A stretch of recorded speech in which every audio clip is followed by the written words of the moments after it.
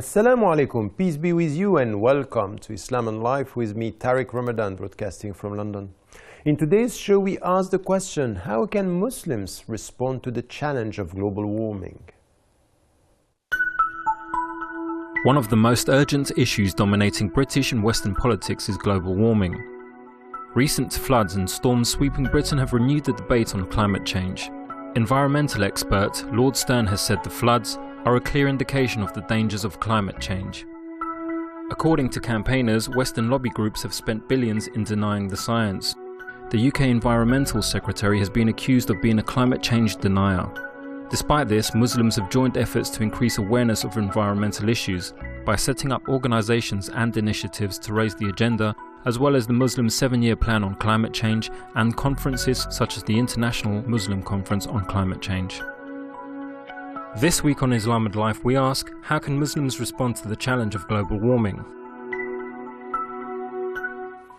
We need to ask the question and we need to be involved in this very important topic of the day. If we look at the world the way it is today, floods in Asia, floods in the States, floods in Europe today, and things are changing. And we had, yes, politicians and intellectuals denying the fact that global warming has an impact and denying everything which is related to this. Now, coming from the religious traditions and from agnostic and atheist intellectuals and people who are scientists saying, we need to go for it. We need to do something about it. And it means it's not only talking about global warming, it means talking about our ways of life. It means to talk about our culture, the way we are consuming and the way we are dealing with consumerist societies.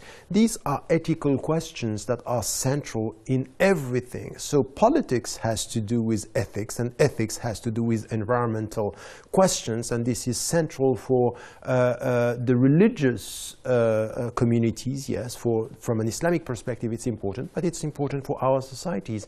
What are the Muslims doing in that field? Are they promoting, contributing, and in which way they can deal with other spiritualities, religions, and people of other faiths or with no faith in order to come with a contribution, an alternative, a new mindset, an intellectual revolution when it comes to this, and not reducing religion to practice or to praying. Praying, it's central, but to pray means to change the way you deal with nature and the way you deal with the environment.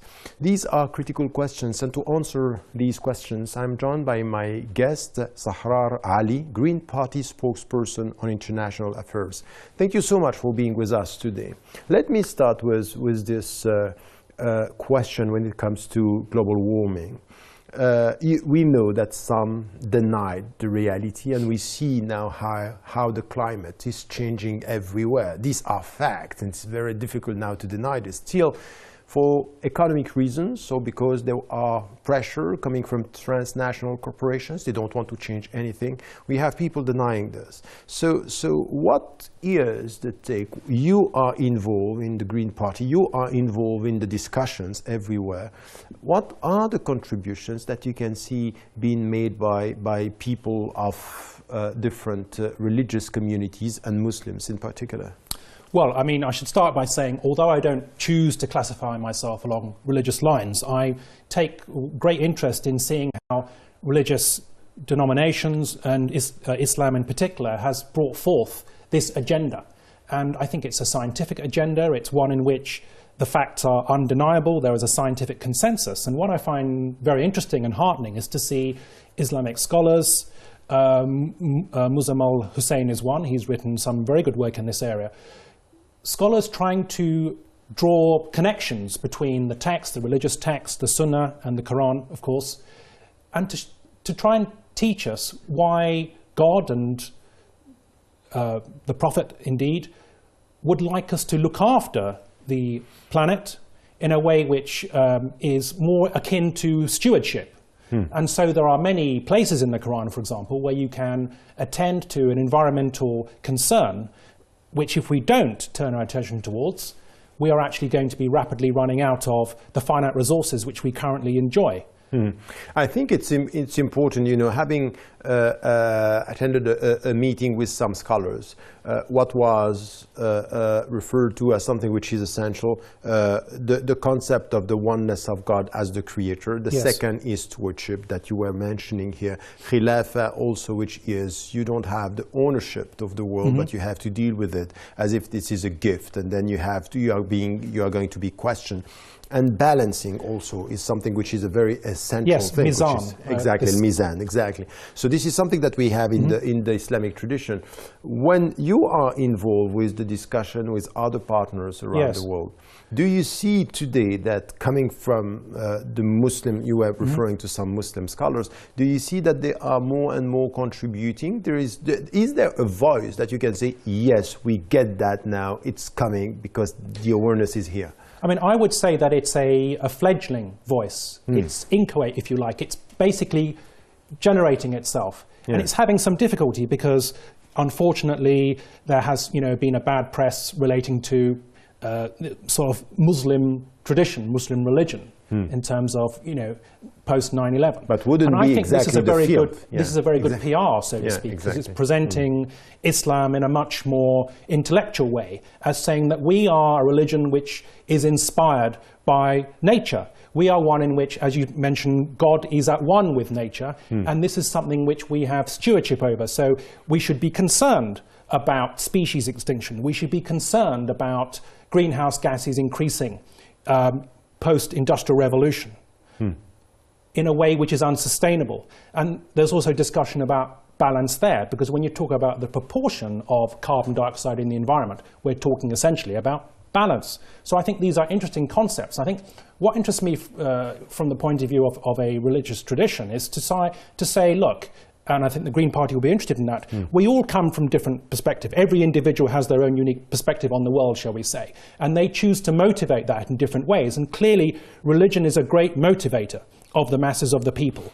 And to try and tell people, look, we're wayward here, we actually need to regroup, we need to reconsider what is the teaching of Islam, and to say that Islam is not just about looking after number one, as overconsumption would have it. Islam is about looking for non-human animals as well, and for future generations. And there are some great lessons here also, in an ecological way that can be justified, but also in a religious way, to say, for example, that there is an equality of interest, which is something that I've been hearing amongst Muslim scholars, an equality between the current generation and future generations. This is quite a step.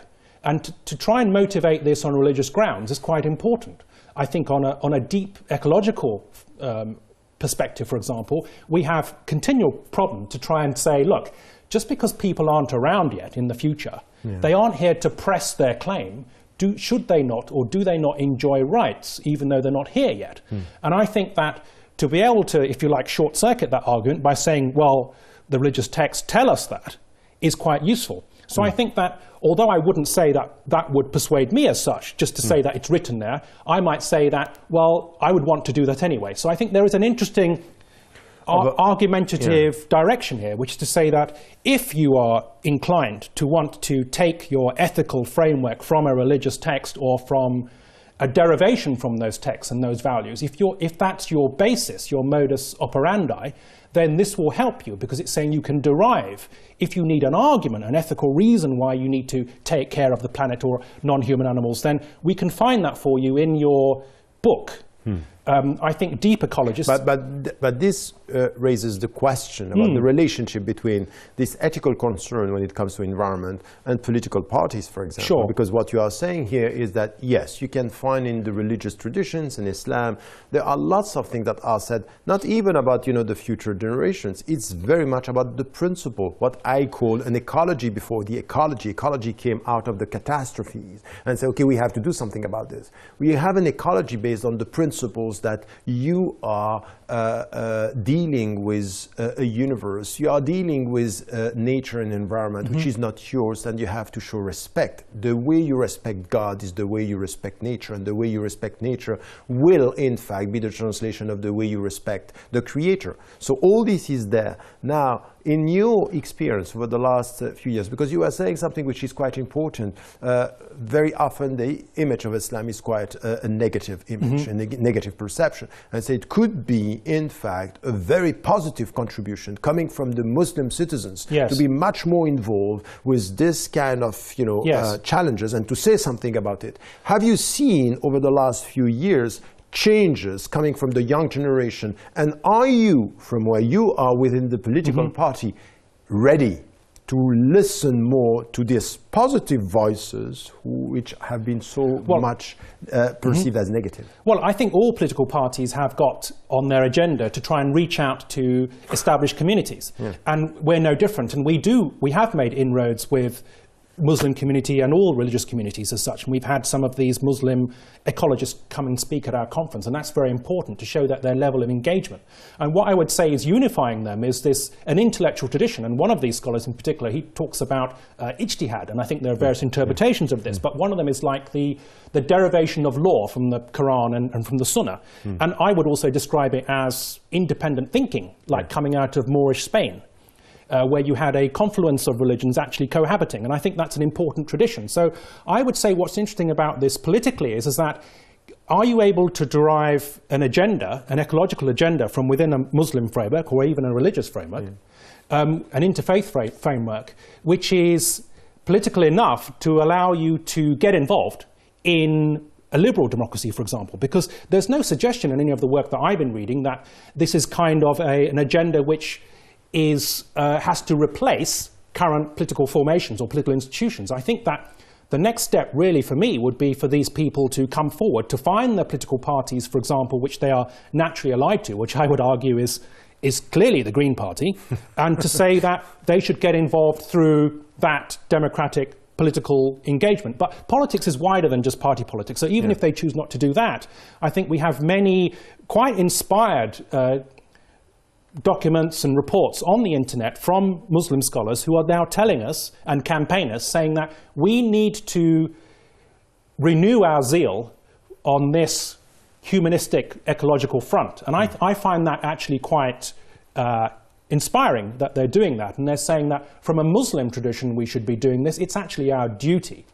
And I think yes, that's very true. I think that it's very important coming from, facing these current challenges. And as you were saying, these are scientific evidence now that we are dealing with, that there is something that we are facing global warming, which means, in fact, that the human behavior is destroying the nature and destroying the environment. So you have the responsibility to do something. Now, if we come to the Muslim scholars and you come to the intellectuals, if you have to get a picture, for the last decades or 20 years, we have seen Muslims and young generation much more involved in the discussion.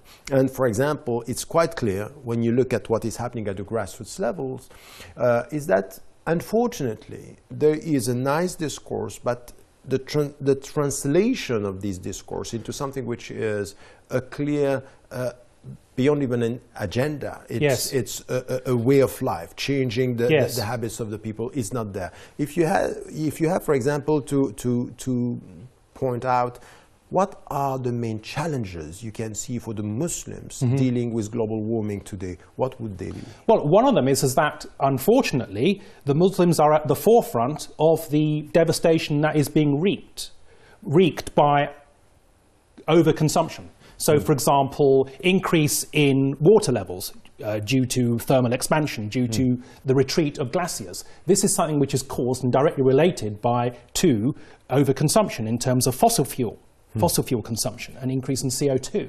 So Bangladesh, for example, which is a predominantly Muslim country, is being faced with deep increased floods. So I think one reason is a kind of a self-interested reason, which is to say that of the 1.4 billion on current count people across the globe who will classify themselves as Muslim, they would actually be probably, although least responsible for the impact of climate change, they're actually going to be most adversely affected by it.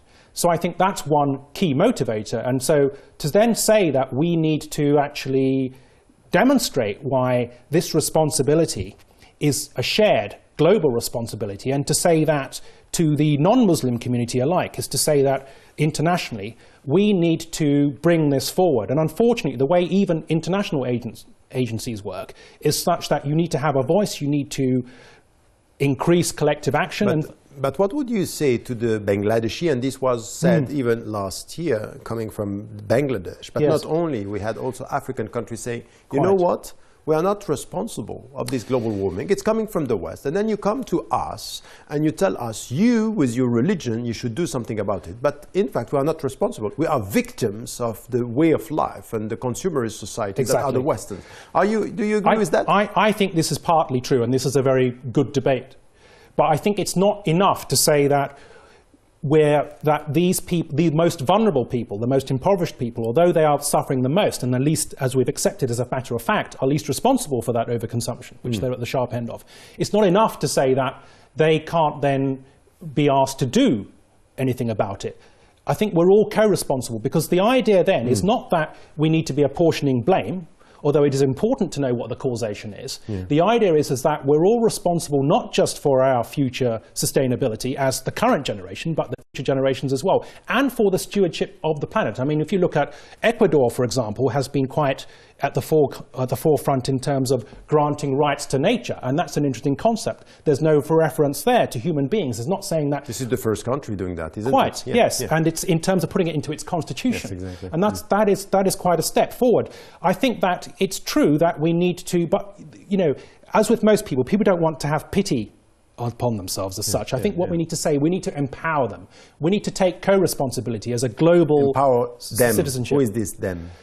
Well, we need to empower the people who are actually at the sharp end, who are going to be suffering the consequences, predominantly of our actions, shall we say, in the Western liberal democracies of overconsumption. We need to be saying, first of all, that do we really need these increased overconsumption in terms of replacing our mobile phones, looking at lifestyle change in terms of why do we always hankering after possessions and material wealth. And this is something which is a kind of a deep spiritual attitude, potentially, which we need to be thinking about both within the humanistic tradition and also in the religious tradition. I agree with you. The problem is that when you have floods in Bangladesh, and you have floods in Asia, our way of life in the West is not, you know, we are not reacting because we are not the victims. It's only when it comes to us now that, for example, in the UK, it's coming to us that now we are starting to be aware, wow, there is something happening here, and we will be the victims.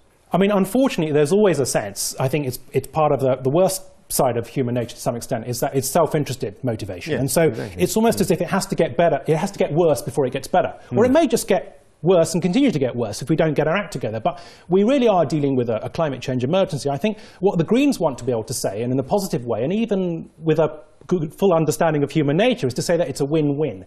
Because some of the things that you're hankering after in terms of overconsumption and, shall we say, the American dream, the exportation of the American dream everywhere, this isn't really worth having. And it's okay for us to say that, but it would be better if we said that from a position of knowledge, just to say that this thing which you think that is driving the economy, the thing which is the holy grail, the thing that you think you're pursuing in terms of consumption, as Marx would say, the more we find value in external things, the less we find value in ourselves. So I think what it's trying to say is it's not a directive from the rich West, shall we say. It's not a directive to say that they can't be going after the same goals that we have. I think what tends to happen is that all of us internationally need to say that we've gone beyond our means, we can't continue in this way, and actually it's not such a great way of living. It doesn't actually result in a good work-life balance, it doesn't result in all the things which contribute towards a happy human existence.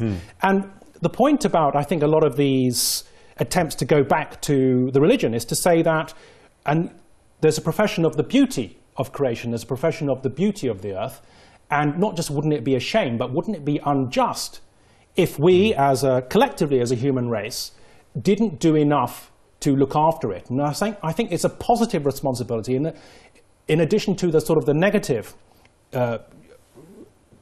the negative obligation, if you like, that we mustn't impose our pollution effects upon these other populations. Yes, but there's also a positive. We want to tell people, everybody, this is a joint project.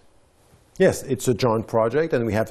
I like the fact that you are mentioning, and you repeated the fact that it has to be a universal struggle. We have to come together with our specific principles and traditions. This is something which is very important. Now, what I was asking you is that one of the main challenges, yes. and you said it's once again to be involved. Now, if you have to say something else, you speak to the average Muslims yes. here in the UK. What shall they do to bring about something, to do something in the area of global warming today, in practical terms?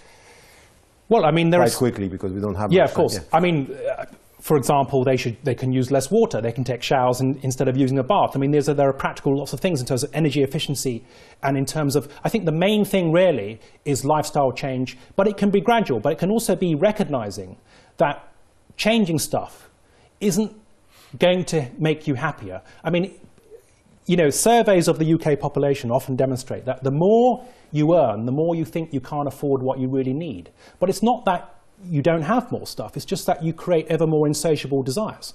Some of the things... So it's a kind of addiction. Quite. At the end, yeah. And it's a kind of a malady, yeah? It's something which it doesn't actually bring about that kind of spiritual awareness, which a lot of these spokespersons are trying to argue for. And actually, it's a kind of a win-win, I think. It's that overconsumption is not going to help you in the long term in terms of your self-interest, and it's also not going to deepen your spiritual horizon. And I think they're the two things. And we need to be looking at how to help others across the planet, including in our own societies. Yes, thank you so much for that. I think that covering the whole, it's a long discussion, and it's a complex issue. But I think that what you are saying, which is very important, is that everybody and the Muslims, when they are involved in this discussion, from and through their own tradition, with their principles, they can contribute to the discussion. And there are lots of things that have been written about the relationship between a believer and nature, environment, in the name of God. And this could be the contribution. And what you ended up with is, at the end, we can be much more involved in practical terms by changing the way of life and showing that to believe in God is not only to pray, it's also to respect nature in a daily way, which is also a kind of changing the mindset and changing the way of life. Well, that's all we have time for. Please let us know your thoughts and views on any of the shows you have seen, and here's the way to contact us. We at Islam and Life would like to hear your views about the subjects that we discuss. We would also love to hear your suggestions for our program, so get in touch with us. You can share your thoughts with other Islam and Life fans, engage in debate, and find out how to watch our previous shows. Follow us on Twitter at Islam and Life TV, or join us on Facebook by liking our page Islam and Life on Press TV.